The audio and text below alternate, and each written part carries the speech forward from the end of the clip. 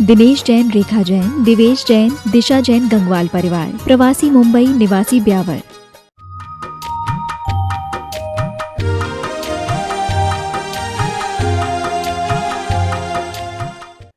एक व्यक्ति स्कूटर से जा रहा था। आजकल तो स्कूटर नहीं चलते, देखा आप लोगों ने? बाइक बाइक देख लिया ना, बाइक से जा रहा था, चलो, है ना। एक व्यक्ति बाइक से जा रहा था, बीच में बच्चा बैठा था और पीछे पत्नी। अब ऐसे ही मौसम आपके जैसे यहाँ एलोरा में तो जानते ही हो, और फिर पहाड़ मंदिर वाले रास्ते में जाना हो तो वहाँ तो हलवा और पूड़ी दोनों साथ साथ मिलती है। तो अच्छा जमा जमाया, तो बस वो लेके जा रहा था। अब जैसे ही जा रहा था तो छींटे उछल के एक पहलवान के सफेद कुर्ते पजामे पे लग गए। गुरुकुल के बच्चे के उसमें नहीं, पहलवान के। अब उस स्पीड थोड़ी धीरे ही थी, उसने एक धर दी, उसको दिखता नहीं, पूरा चढ़ता पजामा खराब कर दिया। अच्छा, उसने बोल दिया मुझे मारा सो मारा, कोई बात नहीं, लेकिन मेरी पत्नी को हाथ लगा लिया तो मुझे बर्दाश्त नहीं होगा। उसने धीरे से पत्नी को भी जड़ दिया, बोले मुझे मार दिया, मेरी पत्नी को मार दिया, मेरे बच्चे को यदि तुमने मार दिया तो फिर तो मैं सहन नहीं कर पाऊंगा। अब उसने बच्चे को भी एक जमा दिया। अब क्या था, उसने अपना किक मारा और फिर से आगे बढ़ गया। अब घर जाके पत्नी तो कुछ नहीं लगी, बच्चे के दिमाग में प्रश्न घूम ही रहा है, घूम ही रहा है, घूम ही रहा है। अब वो रहा नहीं गया तो पापा से पूछ ही लिया, पापा ये बताओ कि आप तो पिटे थे, लेकिन हम दोनों क्यों पिटवाया? आप तो पिटे थे, हम दोनों को क्यों पिटवाया? तो पापा जी ने क्या जवाब दिया पता है? पापा जी बोले, अब घर पे आके कोई ये तो नहीं बोलेगा कि हम अकेले पिट के आए, तीनों पिट के आए।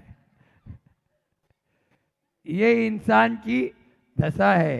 जो हंसी आ रही ना, मोही होता है ना, वो दूसरों को भी मोह जाल में फंसाने में आनंद मनाता है और बैंड बाजे के साथ नाचता है। जब किसी की विवाह शादी वगैरह होती है तो आप देखो कितना खुश होता है ना? जैसे तो बिल्कुल स्वर्ग ही उतर के आ गया उसके घर में। क्यों? खुद फंसा हुआ था। अब कोई ये तो नहीं बोलेगा कि मैं अकेला फंसा, सब फंसे उसमें। इसलिए हर मोही इंसान दूसरे को भी मोह जाल में फंसाकर आनंदित होता है, और हर आत्मानुरागी दूसरे को भी आत्मा में लीन देखकर बड़ा आनंदित होता है, बड़ा आनंदित होता है। बहुत फर्क है आप में और हमारे में, ठीक है ना? क्या फर्क है? बोले महाराज आप लोग खाने में बड़ा मजा लेते हो और हम लोग छुड़ाने में बड़ा मजा आता है। समझ में आ रहा है? हाँ, आप लोग भोजन करने या खाने में आनंदित होते हो और हम लोग भोजन को छोड़ने और छुड़ाने में आनंदित होते हो। आप रुकने और रोकने में आनंदित होते हो, हम चलने और चलाने में आनंदित होते हैं। हम चलने और चलाने में आनंदित होते हैं। जो आत्मा की ओर दृष्टि रखता है वो खुद भी चलता है। अब आप लोगों को 5 बजे कितनी अच्छी नींद आती है ना? और हम पहुंच जाते हैं जब, बोलो अरे कहाँ से महाराज जी आ गए। अब देखो इनका तो कछु नहीं, ये तो 3 बजे 2:30 बजे उठ जाते हैं, और हम बच्चों को भी बढ़िया अच्छे आती है कि नहीं आती? बोलो बोलो, सच्ची बोलना, मन में आता है नहीं? ये नहीं आता है? अरे झूठ बोल दिए। बच्चे लोग हालांकि अब तो बहुत अच्छे से, बहुत बढ़िया से उठते हैं और योगा करते हैं। अच्छे बच्चे हैं यहाँ के गुरुकुल के। तो अपनी बात चल रही थी प्रेम की।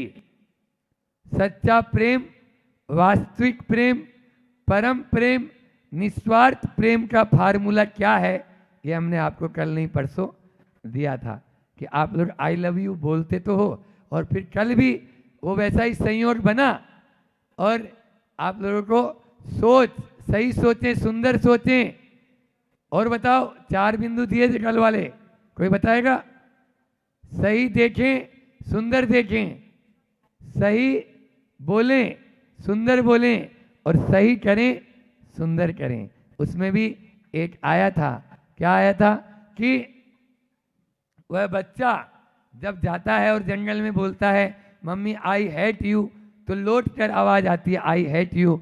और जब वह जाकर जंगल में बोलता है मम्मी आई लव यू, तो चारों तरफ से आवाज आती है I love you, I love you, I love you. आप प्यार करेंगे, आपको प्यार मिलेगा, और आप नफरत करेंगे तो आपको नफरत मिलेगी। As you like. आप तो छोड़िए, संगीत पंचेंद्रिय हैं आप। जो जल है ना, जल, वो भी सोचता है। मैंने अभी मूलाचार की क्लास में 3-4 दिन पहले फोटोग्राफ्स बताए थे कि जल सोचता है। समझ में आया? नया ज्ञानोदय भारतीय ज्ञानपीठ से प्रकाशित होती है, उसके वो फोटोग्राफ्स मेरे पास रखे हैं फाइल में। तो उसमें उस जल से कहा तुम तो देवदूत हो, तुम सबको बचाते हो, तुम जल ही जीवन है। वह हंसता हुआ चेहरा आया, उसका फोटो लिया तो, और दूसरे ग्लास पे लिख दिया तुम राक्षस हो, कभी भी किसी को मार देते हो। उसमें राक्षस नर कंकाल जैसा चित्र आया, और सामान्य जो जल था उस पर सामान्य आया। इसलिए हमें अपने भीतर में कैसा, लेकिन प्रेम को कौन सा करें? इस शरीर से प्रेम करेंगे, बोलो, या आत्मा से प्रेम करेंगे? वाह, तो हमारी तो जरूरत ही नहीं है, सब बच्चे एक साथ बोल रहे हैं आत्मा से प्रेम करेंगे। हाँ, लेकिन कोई लड़की दिख जाएगी तो बोले नहीं महाराज, हम नहीं करते ऐसा काम। हाँ, बहुत अच्छे बच्चे हैं यहाँ के। तो गीत मूठ माटी में आचार्य श्री जी ने, देखो उसी आपकी बात को क्या लिखा, ध्यान से रखो, कि गीत मैं उसे मानता हूं जो संगातीत हो, और मीत मैं उसे मानता हूं जो अंगातीत हो। अंगातीत हो, अंग के आधार पर हम नहीं, काल के आधार पर नहीं। आज यहाँ पर आचार्य पूज्यपाद स्वामी अडली कारिका के माध्यम से कह रहे हैं कि कारण की समीचीनता होती है तभी कार्य की समीचीनता होती है। एक कहावत है मारवाड़ी में, सुनो बच्चों, कुलाड़ी से तो कपड़ा धोवे और रामचंद्र जी से बोले रक्षा करो। बोलो, कुलाड़ी से कपड़ा धोएंगे तो कपड़ा फटेगा या नहीं फटेगा? वेरी गुड, मालूम है हमें। हाँ, अच्छा ये बताओ, खीर खाएंगे तो डकार कैसी आएगी? मीठी। और यदि कढ़ी खाएंगे, मट्ठा की कढ़ी, या महेरी बोलते हैं बुंदेलखंड में, यदि महेरी खाओगे तो डकार कैसी आएगी? खट्टी। क्यों? अरे हम कढ़ी खाएं और मीठी डकार आए, ऐसा हो जाएगा क्या? हाँ, नहीं हो सकता ना, बिल्कुल। आम का पेड़ बोए, बबूल का पेड़ बोए और आम हो जाएंगे। अभी तो बबूल के पेड़ ही बो रहे हैं, बोलो ना, नहीं बो रहे। वो देखो, वो उस बच्चे की अपन ने पेंसिल उठा ली थी उस दिन, याद करो, तो फिर बबूल का पेड़ हो गया ना। तो ये, तो इस प्रकार से कारण की समीचीनता पर ही कार्य की समीचीनता निर्धारित होती है।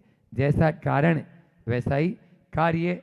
कभी भी आपको थोड़ा सा भी कुछ होए, सिर में दर्द हुआ, क्यों हुआ रानू की श्रीमती जी? हाँ, कारण बताओ।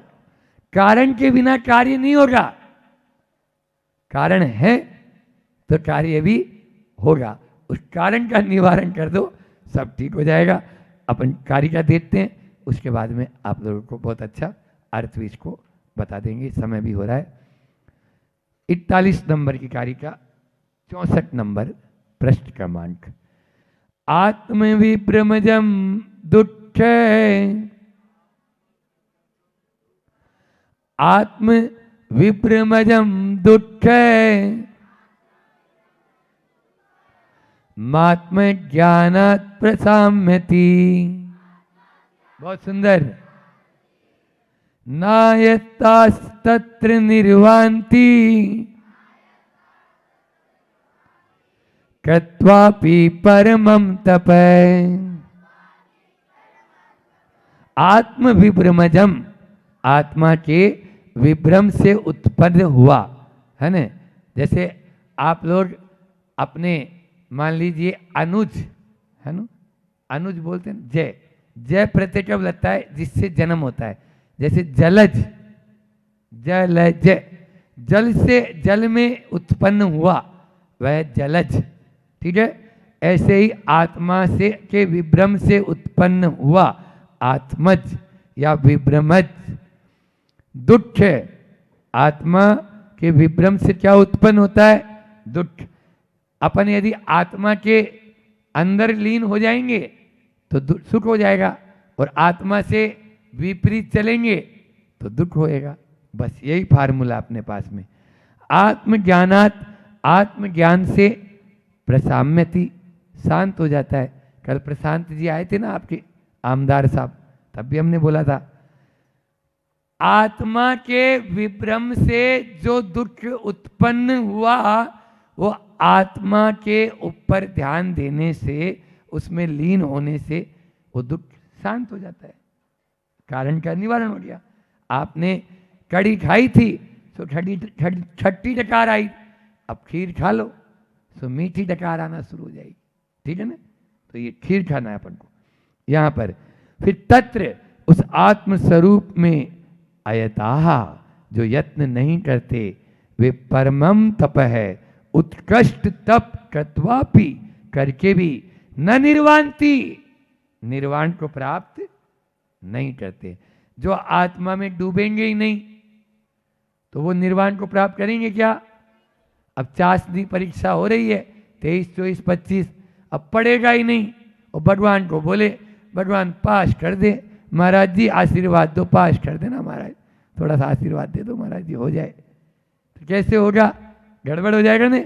हाँ, इसलिए अपने भीतर में यदि उस स्वयं हम कुछ नहीं करेंगे तो दूसरा आपकी रक्षा कैसे करेगा, 3 काल में नहीं कर सकता। आत्मा के विभ्रम से उत्पन्न हुआ दुख आत्मज्ञान से ही समाप्त होगा, और उस आत्मज्ञान के अभाव में किया हुआ परम तप भी हमको निर्वाण की प्राप्ति नहीं करा सकेगा। ये इस कारिका का अर्थ है। जो शरीर है उस शरीर में आत्मबुद्धि अपन को नहीं रखना है।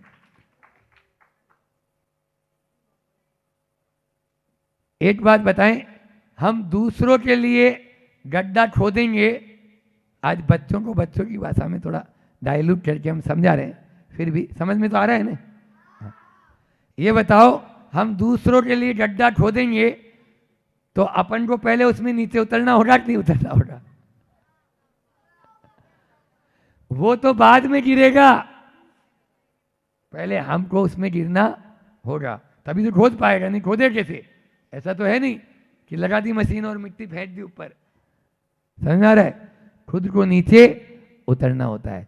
ऐसे ही आपने देखा होगा, मटड़ा देखा, मटड़ी, मटड़ी, मटड़ी का वो अपना ही जाल बनाती है और उस जाल में अनेक मटड़ियां निवास भी करती है उसके ऊपर, लेकिन जो उसको बुनने वाला है ना, जिसके मुंह से वो निकल रहा है वही उसके अंदर है, बाकी सब बाहर है। और वो क्या है, आप देख लीजिए, अंदर में वही चला जाता है और वह अपने आप को ही समाप्त कर लेता है। इसलिए आत्मा के सही यथार्थ ज्ञान को प्राप्त करेंगे तभी दुख से मुक्ति पाएंगे। और उसके बुलाने का 2 तरीके हैं, समझ में आ रहा है। कोई आपको दर्द हो रहा है तो मैंने बताया था, एक तो आप टैबलेट खा लो, पेन किलर, और दूसरा क्या है, दूसरा ये बैठ जाओ हाथ पे हाथ धर के, ये सबसे अच्छा पेन किलर। उधर ध्यान ही मत दो, औदैहिक भाव है, कर्म का उदय है, आ रहा है और जा रहा है, काइट लाने में टेंशन लूं, मैं क्यों फंसूं उसमें। अपन बंधन को प्राप्त तब हो जाते हैं जब अपन उसके साथ जुड़ जाते हैं। एक बच्चा था, छोटा बच्चा, वो मंदिर जा रहा था अपनी माँ के साथ में, अब थोड़ी सी दूर गया और रोने लगा, रोने लगा। बोले तुम रो क्यों रहा है? माँ ने बोला, उसको क्या बोला, अरे रो क्यों रहा है? बोले मम्मी मैं कल यहाँ गिर गया था। तो कल गिर गया था तो आज क्यों रो रहा है? कल गिरा था आज रो रहा है, कल रोना था ना तुम्हें। बोले कल आप साथ में नहीं थी ना, आज आप देखने वाली हैं। ये हर इंसान की कथा है, देखने वाला होता है।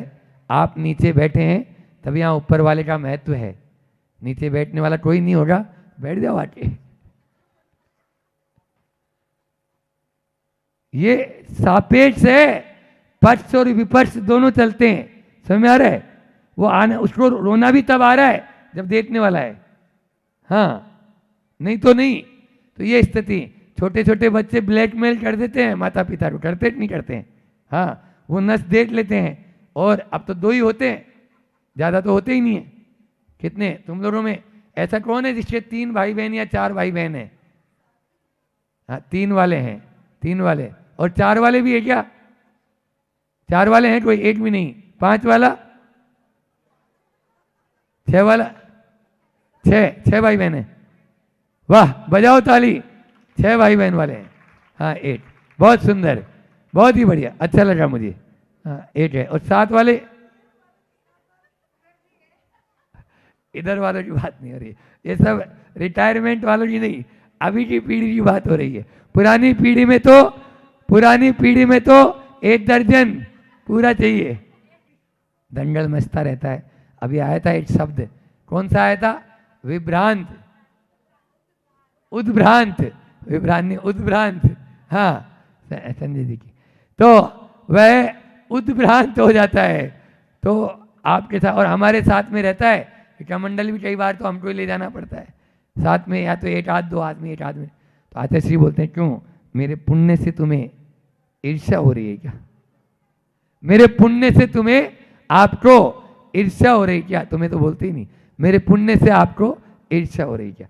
ये। और फिर रेवती रेंज में जब वो बीमार थे, उस समय सौम्य सरस्वती महाराज और हम दोनों ने कहा कि आचार्य श्री जी, एक तरफ आपका पुण्य है और एक तरफ हम पूरे सबका पुण्य। उस समय पूरा विश्व माला फेर रहा था, है ना, गुरु जी के लिए।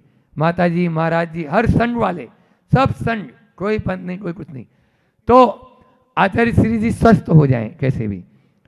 तो हम लोगों ने कहा कि आचार्य श्री जी, पूरे विश्व का पुण्य एक तरफ और आपका पुण्य एक तरफ, आप जिसको नजर उठा के देख लें, मरणासन आता है और दौड़ा दौड़ा जाता है, और हम सब मिलकर आपको खड़ा तक नहीं कर पा रहे। उस समय स्थिति ऐसी थी, ये स्थिति। तो यहाँ पर वही बात है कि हमें आत्मज्ञान के साथ तपस्या करेंगे तो अपन को लाभ मिलेगा। इसका हाइकू है, ज्ञानी ज्ञान को कब जानता? जब आपे में होता, जब आपे में होता वह अपने ज्ञान को भी तभी, अन्यथा गुस्से में होगा तो उसका ज्ञान काम करेगा? बोलो, नहीं कर पाएगा, नहीं कर पाएगा। इसलिए ज्ञानी को हमेशा अपने ज्ञान में डूबे रहना चाहिए। पद्य अनुवाद लेकर अपनी वाणी को विराम करेंगे, समय हो चुका है। अज्ञान जन्य दुख नाश स्वबोध से हो, पीड़ा अतीव वह क्यों न अनादि से हो। विज्ञान के विषय में यदि आलसी है, पाता न मोक्ष उसका तप ना सही है। यदि वो आलसी है, सुन रहे हो बच्चों, आलसी व्यक्ति कभी भी मुक्ति की प्राप्ति कर पाएगा? 3 काल में नहीं कर पाएगा।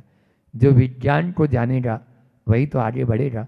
ये विज्ञान आप वाला विज्ञान नहीं, साइंस नहीं, ये विशेष ज्ञान, विशिष्ट ज्ञान, वीतराग विज्ञान जो अपन मंडलाचरण में बोलते हैं, वही वीतराग ज्ञान के माध्यम से ही हम उस आत्मज्ञान की अनुभूति कर सकते हैं।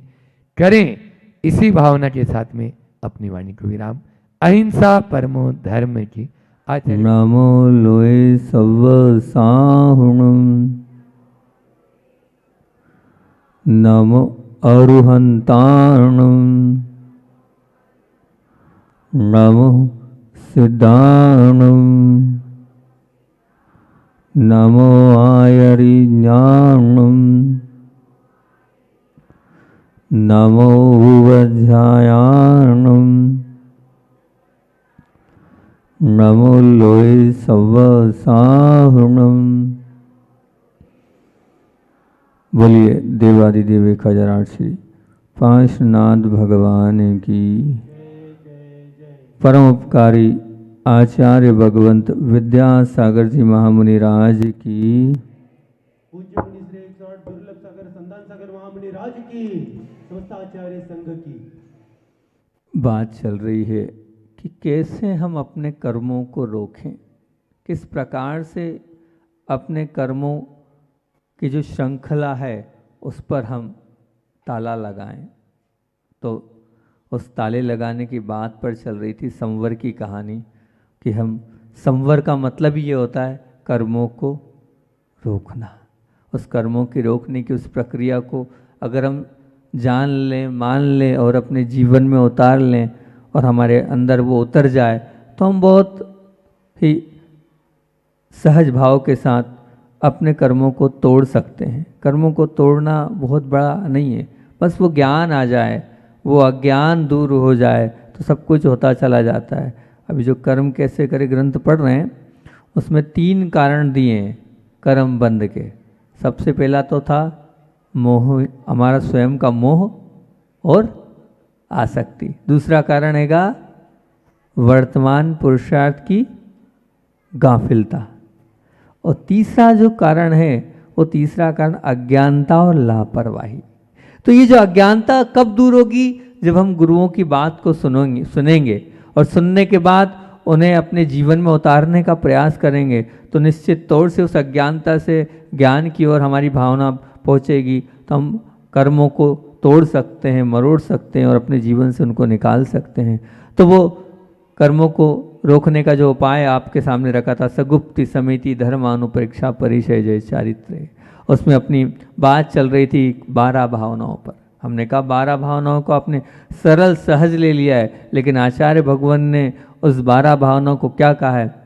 जब जब भी वो 12 भावनाओं को आप पढ़ोगे तब तब उस समय उस वक्त क्या होगा? बोले कर्म का होगा रुकना। वहाँ कर्म जो हैं रुक जाएंगे। बस बशर्त ये है कि वो जो 12 भावनाएं जो लिखा है वो भाव में आ जाए, क्योंकि भाव से ही हमारा धर्म आगे बढ़ता है, द्रव्य से नहीं। बाहरी पढ़ लिया उसका कोई मूल्य नहीं है। जब तक अंतरंग में वो चीज़ उतरेगी नहीं तब तक कार्यकारी नहीं होगी। तो अपनी 5 भावनाएं हो गई थी और 6वीं भावना, हालांकि इस पर प्रवचन करने के तो भाव हैं लेकिन प्रवचन हम बाद में करेंगे। अभी तो सामान्य से इसको सिर्फ सार बता रहे हैं थोड़ा थोड़ा, क्योंकि ये अगर भावनाओं को करेंगे हम तो एक भावना पर 2-2, 3-3 दिन लग सकते हैं। लेकिन अभी वो बात नहीं करते हुए शॉर्ट एंड स्वीट में हम कर रहे हैं। कल हमने 5-6 भावनाएं आपको करी। 6वीं भावना हमारी कौन सी है? असूची भावना। और असूची भावना क्या कहती? मैं तो इतना ही कहता हूँ कि आप ज़्यादा नहीं करो, लेकिन वो असूची का भाव आ जाए। क्या? ये शरीर अपवित्र है, इतना सा ही भाव रखना है आपको। एक लाइन का, एक शब्द का है ये शरीर अपवित्र है। इतने से अगर मानसिकता आपकी बन गई, आप 12 भावनाओं तक पहुंच जाओगे। आचार्य मुनिराम मंगत राय जी ने जो बात लिखी है वो आपके सामने रखता हूँ। तू नित पोखे यह सूखे, जो धोवे त्यों मेली। तू नित पोखे, पोखे का अर्थ क्या है? तो इसको जितना संतुष्ट कर रहा है, तो इतना जितना खिला रहा है, तो इसको जितना पिला रहा है, तो इसको जितना ध्यान रख रहा है, लेकिन ध्यान रखना उतनी सूखती जा रही है। इतू जितना इसको धुला रहा है, नहला रहा है, परंतु क्या त्यों मेली, ये उतनी मेली होती जाती है। आप रोज नहा रहे हो, नहाने के बाद भी क्या हो रहा है? फिर आपको दूसरी बार और नहाना पड़ता है। तो नहाने से पवित्रता न आएगी न आ सकती है। पवित्रता क्या है? इससे ये समझे ये यहाँ ये कहना चाह रहे हैं कि पवित्र करना है तो अपनी आत्मा को पवित्र करो।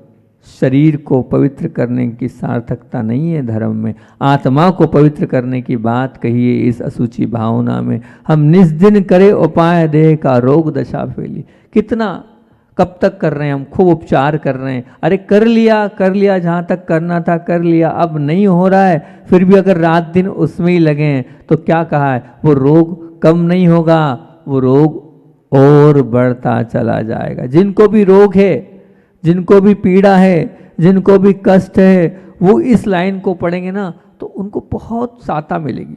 सच कह रहा हूँ, उनको ऐसा लगेगा कि कुछ नहीं है। निज दिन करे उपाय देह का रोग दशा फैली, ये लाइन जब बार बार चिंतन करेंगे तो लगेगा काय को लगना, क्यों करना, अपने को करना ही नहीं, करने से होना तो कुछ है नहीं, उल्टा फैलना है। क्योंकि यहाँ स्पष्ट कह रहे रोग दशा फैली, इसलिए रोग दशा फैलाना नहीं है, कर्तव्य कर लो और बार बार उसका विकल्प नहीं करोगे तो बहुत अच्छे से आप अपने जीवन में अपने जीवन को कृतार्थ कर सकते हो। फिर क्या है, मात पिता रज वीरज बनकल बनी देह तेरी, मांस हाड़ नस्ल लघु राग की प्रकट व्याधि घेरी।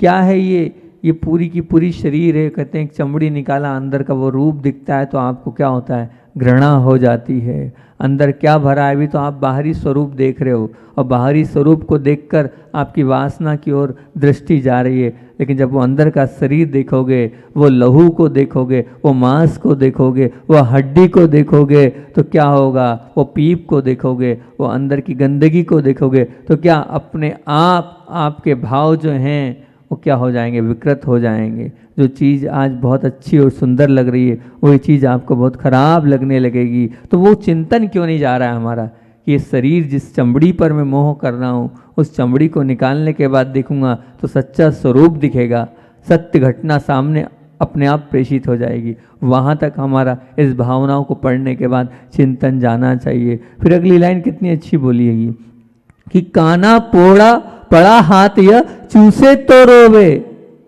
फले अनंत जो धर्म ध्यान की भूमि विषय बोवे। क्या है, आपने वो जो गन्ना है और गन्ने का जो वो भाग है, कौन सा भाग जिसमें क्या होता हैगा, पोर होता है उसको कहते हैं। उसको खाया तो स्वाद कैसा आता है, मीठा नहीं आता है, वो स्वाद मीठा नहीं आता हैगा। तो यहाँ यही कह रहे हैं कि वो उसको खाया तो स्वाद मीठा नहीं आ रहा, उसी को बो दिया, उसी को बो दिया तो बोने के बाद क्या होगा, बोले बहुत सारे गन्ने, मीठे मीठे गन्ने मिलेंगे। इसी प्रकार से शरीर है, ये शरीर भी इसी प्रकार का हैगा। अगर इसे आपने भोगों में चूस लिया, भोगों में लगा लिया तो बाद में रोना पड़ेगा। और इसी को अगर बो दिया काय में, धर्म के ऊपर, धर्म की उस धरती पर बो दिया तो इस शरीर के माध्यम से फिर वो आपको गन्ने के रस जैसा मीठा पुण्य मिलेगा, जिससे अनेक प्रकार की उपलब्धियां आपके जीवन में आते चले जाएगी। एक एक लाइन इसलिए बता रहा हूँ ताकि आप जब 12 भावना पढ़ो तो आपका ध्यान वहाँ तक पहुँच जाए क्या लिखा है। और 12 भावना का अर्थ इसलिए बता रहा हूँ क्योंकि क्या है इन 12 भावनाओं को क्या कहा है कि ये किसके लिए है, संवर के लिए है। मतलब सोचो विचार करो, ये 12 भावना, भले ये मत करना, मैं फिर कह रहा हूँ, आप तो सिर्फ इतना असूचि का अर्थ समझ जाओ, ये शरीर अपवित्र है। इसके बाद जो चिंतन करोगे, जरूरी नहीं कि पुस्तक चाहिए, जरूरी नहीं कि यही मंगतराय 12 भावनाएं राजा रानी मत पढ़ो, सिर्फ असूचि का अर्थ आ जाए आपके लिए कि असूचि मतलब क्या, 12 भावनाओं के नाम याद कर लो, नाम याद करने के बाद बस असूचि का डिफिनेशन कर लो, फिर खुद की भावना बनाओ, खुद का चिंतन करो, उसमें ज़्यादा मन लगेगा, उसमें और ज़्यादा। सिर्फ एक आपको बेस दे रहा हूँ मैं, क्योंकि मैं एक बार पहले ही बताया था कि हमारे यहाँ एक महाराज जी थे, निराकुल सागर जी, दीक्षा के बाद आए और दीक्षा के बाद जब उनकी दीक्षा हुई तो वो हमारे कमरे में आ गए कि महाराज जी आपके साथ ही रहना है हमें। हमने कहा ठीक कोई बात नहीं, बहुत बड़ा हाल था हमारा, क्योंकि इलाज वगैरह के लिए हमारे पास बहुत सारा साधन देता था, तो बड़े हॉल में हम अधिकतर रुकते थे संघ में, तो वहाँ पर आ गए वो। तो अब संघ की परंपरा है कि स्वयंभू का जो पाठ है वो स्वयंभू का पाठ प्रातः काल होता था।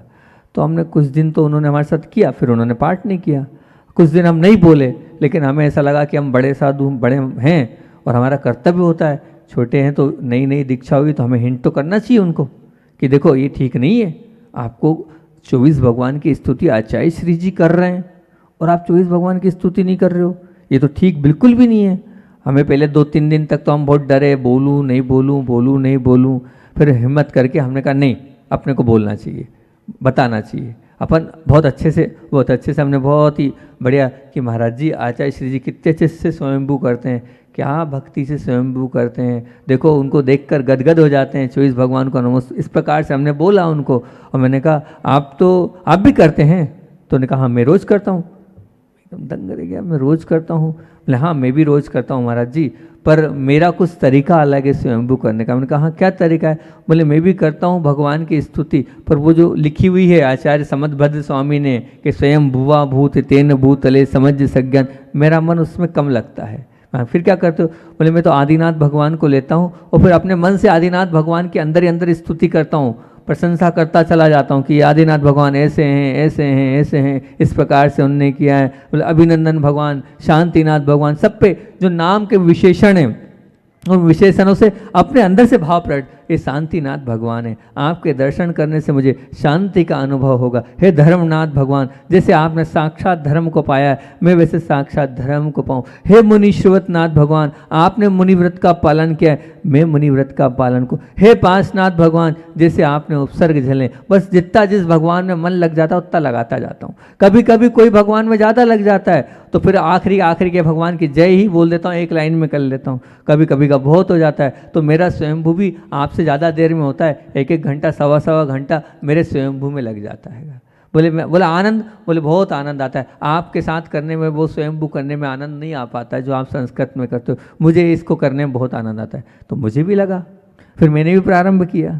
मैंने कहा देखो जहाँ से जो अच्छा मिले ले लो, जहाँ लगे आपको कि ये अच्छी चीज़ें ले लो, स्वीकार कर लो। ये नहीं कि छोटे ने बताया तो नहीं मानना, मैं बड़ा हूँ, नहीं, मुझे वो चीज़ अच्छी लगी, मैंने भी प्रारंभ करी उसको, और मैंने भी स्तुति अपने मन से प्रारंभ कर दी। बोले मैं पूजन भी ऐसे ही करता था, घर में अपने मन से बना लेता था और मन से अपनी पूजन करता। जल जरूर थोड़ी कि वो लिखा है वही पुस्तक में, जल के भाव हैं, अब बस जल को मालूम है काय के लिए चढ़ाना, जन्म जरा, अब बस भाव करती, संसार ताप विनाशना है, बस ऐसे ही प्रत्येक के साथ लगा के करता था। तो मैं यही बोल रहा हूँ, जरूरी नहीं है कि आप ये 12 भावना पढ़ो, बस 12 भावनाओं को उनका जो शब्द है उसकी परिभाषा आपको आ जाए। अशुचि मतलब क्या? अपवित्र। क्या अपवित्र? शरीर अपवित्र। अब चिंतन करो इस पर, जितना आप चिंतन कर सकते हो, जितना मंथन कर सकते हो, जितना मनन कर सकते हो करते चलो। आप वो चिंतन मंथन और मनन करते चलोगे तो अब निश्चित तौर से वो आपके अंदर की जो 12 भावना प्रकट होगी, वो 12 भावना अंदर से निकलेगी। और जो बात अंदर से निकलती है तो ये तो हम पढ़ रहे हैं, पढ़ने के बाद ध्यान नहीं जाएगा, लेकिन अंदर से निकालेंगे वो तो ध्यान से ही निकालेंगे ना, प्रैक्टिकली बात है ना। जो अंदर से निकालोगे वो तो भाव पूर्वक ही निकलेगा ना, मन पूर्वक ही निकलेगा ना। बाहर ये पढ़ रहे हैं, हो सकता है ऊपर से चला गया, क्या पढ़ लिया मालूम नहीं, लेकिन खुद की जो रसोई बनाई है हमने, वो तो खुद मेहनत करके जो बनाई है रसोई, अपने मन पूर्वक जो रसोई बनी, बहुत स्वादिष्ट भी होती है और बहुत मन लगता है। ये तरीका मुझे अच्छा लगा, इसलिए मैं आपको शेयर कर रहा हूँ कि आप तो कुछ मत करो, ऐसी 12 भावना करो, बहुत आनंद आएगा इस प्रकार की 12 भावना करने में। तो यहाँ क्या, आप तो ये भाव रख लो, काना पोड़ा पड़ा हाथ चूसे तो रोवे, तो बस इस शरीर का उपयोग करो। फिर क्या बात बोली अगली 2 लाइन में कि केसर चंदन पुष्प सुगंधित वस्तु देख सारी, देह परस्ते होय अपावन निश्चिन मल जारी। कभी लगा मैंने पाउडर लगाया है और पाउडर भी मेरा शरीर कितना पवित्र है कि जो अच्छी से अच्छी सुगंधित चीज लग जाती है वो अपवित्र हो जाती है। ये शरीर की महिमा है आपकी, उस महिमा पर आपने मंथन किया कि जो लगाता हूं वो अपवित्र हो जाता है, अच्छे कपड़े पहनता हूँ वो भी गंदे हो जाते हैं। सोचो तो सही, विचार तो करो इस शरीर की असुचिता पर। अब में मंथन करोगे तब लगेगा कि हाँ कितना अपवित्र है। वो चंदन भी सुगंध का दुर्गंध हो गया, वो पुष्प की सुगंध भी आपके शरीर पर लगते ही दुर्गंधी हो जाती। इतना असुचिमय ये शरीर है तो मैं क्यों इस शरीर से राग करूं, क्यों मैं इस शरीर के पीछे पड़ा रहूं, क्यों मैं इस शरीर को रात दिन इसकी सेवा करूं। नहीं करना मुझे इस शरीर की रात दिन सेवा। इस शरीर को मुझे काम में लेना है, ना कि शरीर के साथ जीना है, शरीर के साथ काम करना है। ये मेरे लिए सिर्फ क्या है, एक साधन है, साध्य नहीं है। लेकिन हमने क्या कर रखा है, शरीर को साध्य मान लिया है। जबकि आप अगर शरीर को साधन मानोगे तो निश्चित तौर से आप जो चाहे वो कर सकते हो। साधन वही है जिससे साध्य की प्राप्ति हो, लेकिन हमने शरीर को साध्य मान लिया है। शरीर को साध्य हमें नहीं मानना है, सिर्फ शरीर को साधन मानना है। और साधन जब होगा साधन की ओर जब दृष्टि जाएगी जब हम शरीर को अपवित्र मानेंगे, शरीर को हे मानेंगे, हे बुद्धि से शरीर को देखेंगे, तब हमारी वहां तक दृष्टि पहुंचेगी। वो दृष्टि आपकी पहुंचे। फिर अगली भावना बोल रहे हैं क्या? आश्रव भावना। वो जो आश्रव भावना है, उस आश्रव भावना में क्या बोल रहे हैं? ये बोल रहे हैं जो सरजल आवत मोरी तो आश्रव कर्मण को। मतलब क्या? द्रवित जीव प्रदेश गए जब पुद्गल भ्रमण को। मतलब बताया, उदाहरण दिया है, आप सब जानते हैं कि जैसे वो जो सर आ रहा है जल में आ रहा है तो बोले उस नाव में आता है, उदाहरण दिया है। तो नाव में जैसे जल आता है ऐसे जल आता जाता है, लेकिन अब वो जल किस प्रकार से आ रहा है? तो बोले एक द्रव्य कर्मों के माध्यम से आ रहा है। और भावित आश्रव भाव, अगला क्या? भाव कर्मों के माध्यम से वो कर्म आ रहा है। आ रहे हैं वो कर्म। एक भी समय ऐसा नहीं है हमारा जब कर्म आ नहीं रहे हो। पल प्रतिपल कर्म आते हैं और आएंगे ही। अब आपके ऊपर है कि वो शुभ आ रहे हैं कि अशुभ आ रहे हैं। चाहे शुभ आए चाहे अशुभ आए, दोनों कहा है इन्होंने, पाप पुण्य के दोनों करता कारण बंधन को। लेकिन ऐसा नहीं है। और पुण्य कर्म बंधेंगे तो आगे आपको कहा है क्या? वो आगे मोक्ष को दिलाने वाले हैं। आज नहीं तो कल उनसे मोक्ष की प्राप्ति होगी। पुण्य तो है, लेकिन दोनों बंध समझना पड़ेगा कि पाप और पुण्य दोनों बंध के कारण हैं। अपन मिथ्यात्व, अब वो 57 द्वार बताए हैं जिनके कारण कर्म बंधते हैं। उन 57 द्वारों को देख लो जहाँ से कर्म आते हैं। कौन से हैं? सबसे पहला जो द्वार है उस द्वार में कहा है मिथ्यात्व। मिथ्यात्व को कहा है, उसके 5 भेद करें। आप 5 भेद को छोड़ दो, इतना सा आप अपने मन को बना लो, अपने मन से स्वीकार कर लो कि मिथ्यात्व कर्म के आश्रव का कारण प्रमुखता से कहा गया है। मिथ्यात्व का तात्पर्य ये है कि सच्चे देव, शास्त्र, गुरु के अलावा अगर कहीं आपका माथा झुकता है, कहीं सिर टिकता है, तो कहाँ हो गए आप? मिथ्या दृष्टि हो गए। और मिथ्या दृष्टि हो गए, यहीं से आपके कर्म बंध की श्रृंखला चालू हो गई। सबसे पहले आश्रम के उस मुख्य द्वार को बंद करना है तो एक साथ 5 द्वार पे लॉक हो जाएगा। 57 में से 5 लॉक कर सकते हो। एक ही, सिर्फ एक ही क्या? बस इतना सा नियम ले लो आज हमारे सामने, इतना सा हमें वचन दे दो, भगवान जहाँ सच्चे देव, शास्त्र, गुरु के अलावा इस माथे को हम नहीं टिकाएंगे। वह इतनी सी बात कर लो कि हम देव, शास्त्र, गुरु के अलावा कहीं भी अपने इस मस्तक को खोटे नारियल के जैसे नहीं झुकाएंगे, फोड़ेंगे नहीं। जहाँ देव शास्त्र होगा वहीं अपने आप को टिकाएंगे। इतना सा कर लो तो कम से कम पहला आपने भेद कर लिया, 1 कर लिया, 5 को बंद कर लिया, 5 पे लॉक कर दिया सीधे सीधे, 5 पे ताला लग गया। लेकिन क्या सबको एक स्वर में बोलना पड़ेगा? कहाँ माथा झुकेगा? देव, शास्त्र और गुरु, इसके अलावा कहीं नहीं। फिर क्या बोल दिया? 15 प्रकार के, 15 क्या होते हैं? बोले 15 मालूम है ना? 15 योग कहलाते हैं। इन 15 योगों को समझने का प्रयास किया। कौन कौन से 15 योग पता है? बोले स्वाध्यायशील। तेजस बोल दिया इन्होंने, यही हम कह रहे हैं, आप समझो बात को, हम फिर से बता देते, कोई दिक्कत नहीं है। इसलिए कोई दिक्कत नहीं है, अपन कर लें। ये 15 क्या है इनको समझ लें अपन। ये 15 बोले तो हैं, 15 क्या कहलाते हैं? तो यहाँ पर 4 मन के, 4 वचन के, कितने हो गए? 8 है ना। मन मतलब क्या? सत्य मन योग, असत्य मन योग, उभय मन योग मतलब सत्य असत्य, और एक अनुभय, ना सत्य है ना असत्य है। ऐसे ही वचन का सत्य वचन योग, असत्य वचन योग, उभय वचन योग और अनुभय वचन योग, ना सत्य ना असत्य। अब आपके वचनों में आपको देखना है किस प्रकार के वचन, किस ये योग कहला रहे हैं। ये 4 और 4 8। फिर उसके बाद क्या है? औदारिक शरीर।